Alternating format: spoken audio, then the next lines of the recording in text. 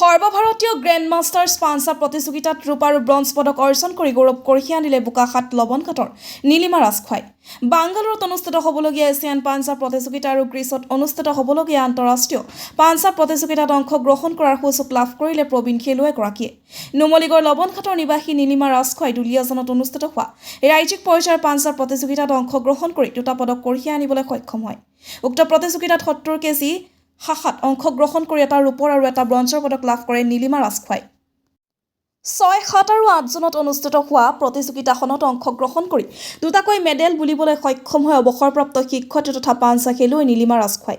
দেশৰ বিভিন্ন ৰাজ্যৰ পৰা অহা খেলুৱৈৰ সৈতে পাঞ্চা প্ৰতিযোগিতাখনত অংশগ্ৰহণ কৰি খেলিবলৈ সুযোগ লাভ কৰা খেলুৱৈগৰাকীয়ে যথেষ্ট উৎফুল্লিত হোৱা দেখা গ'ল। কোনো ধৰণৰ বিশেষ প্ৰশিক্ষণ নোলোৱাকৈ ঘৰত নিজাববীয়াকৈ অনুশীলন কৰি ৰাষ্ট্ৰীয় আন্তঃৰাষ্ট্ৰীয় পৰ্যায়ত খেলিবলৈ সুযোগ লাভ কৰি আনন্দিত পাঞ্চা খেলুৱৈ নীলিমা ৰাজখোৱা। এসময়ত কুৰুৱাবাসী উচ্চতৰ মাধ্যমিক বিদ্যালয়ত শিক্ষকতা কৰা অৱসৰপ্ৰাপ্ত শিক্ষয়িত্ৰী নীলিমা ৰাজখোৱা বৰ্তমান ঘৰুৱা কাম কাজৰ লগতে মাষ্টাৰ্ছ এথলেটিক্সৰ লগত জড়িত হৈ বিভিন্ন প্ৰতিযোগিতাত পদক অৰ্জন কৰিবলৈ সক্ষম হৈছিল।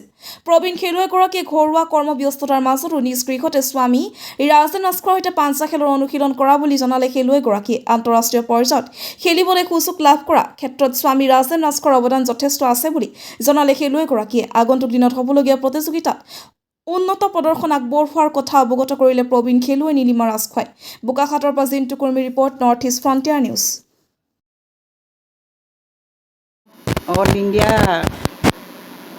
পাঞ্জা কম্পিটিশ্যন হৈছিলে, তাত মই 6, 7, 8 জুনত জইন কৰি সোঁহাতে চিলভাৰ মেডেল আৰু বাওঁহাতৰ ব্ৰঞ্জ মেডেল লাভ কৰিলোঁ।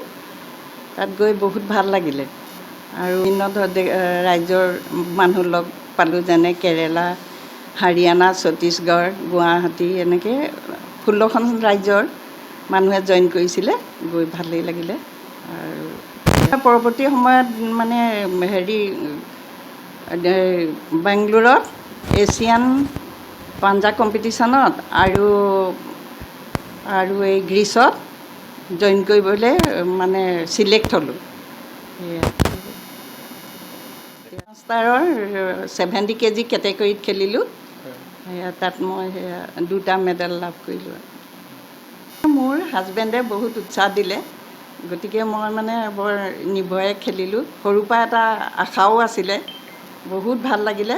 মানে এতিয়া মই নিৰ্বাচিত যেতিয়া হ'লোঁ 2 ঠাইলৈ, এছিয়ান আৰু ৱৰ্ল্ড চেম্পিয়নশ্বিপত, তেতিয়া মানে বহুত সুখী হৈছোঁ আৰু।